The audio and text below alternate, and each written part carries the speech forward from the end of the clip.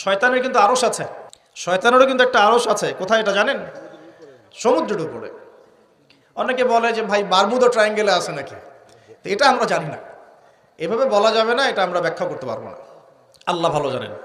তো এখন শয়তানও কিন্তু সিংহাসনে বসে, দিন শেষে বসে ওর যে চেলা চামুন্ডা যারা আছে ওদেরকে ডাকে, ডেকে বলে আজকে কি করাইছো তোমরা?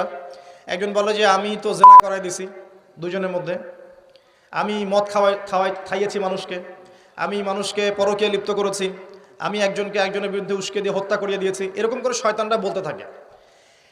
তো ইবলিস বলে না, তোমরা তেমন কোনো কাজ করতে পারো নাই। ইতিমধ্যে একজন শয়তান এসে বলে যে আমি একটা কাজ করেছি। কি কাজ করেছো? যে আমি একটা পরিবারের স্বামী স্ত্রীর মধ্যে বিচ্ছেদ ঘটিয়ে দিয়েছি। কি করেছে? এটা এখন বেশি হচ্ছে না? বেশি হচ্ছে না? আপনারা খবর রাখেন না মনে হয়, পড়াশোনা করে দেখেন, প্রতি 3-4 মিনিট একটা ডিভোর্সের ঘটনা ঘটে, প্রতি 3-4 মিনিটের মধ্যে। তো এবার শয়তান তাকে ডাকে, এদিকে আসো, তুমি একটা কাজের কাজ করেছো। তখন নিজের গলার যে মালা বা যেটা আমরা গোল্ড মেডেল বলি, অ্যাওয়ার্ড যেটা বলি, এটা তার গলায় সে পরিয়ে দেয়, দিয়ে বলে তুমি একটা কাজের কাজ করেছো। তার মানে আমরা বুঝতে পারলাম শয়তানের কাছে সবচেয়ে বড় একটা মিশন কি?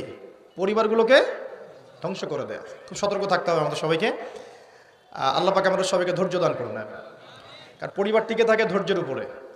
আরেকটা বিষয় বলে দিই, স্বামী স্ত্রীর মধ্যে, যুবকরা এটা উপকৃত হবেন ইনশাআল্লাহ, স্বামী স্ত্রীর মধ্যে শুধুমাত্র ভালোবাসা পরিবার টিকানোর জন্য যথেষ্ট না।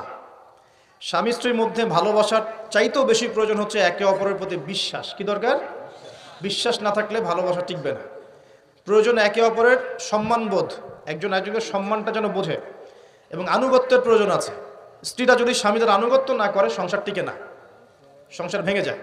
বিশ্বাস, আনুগত্য, ভক্তি, সম্মান, শ্রদ্ধা, এর সাথে যখন ভালোবাসা যুক্ত হবে তখন পরিবারটা ইনশাআল্লাহ জান্নাতি পরিবার। Subscribe, please.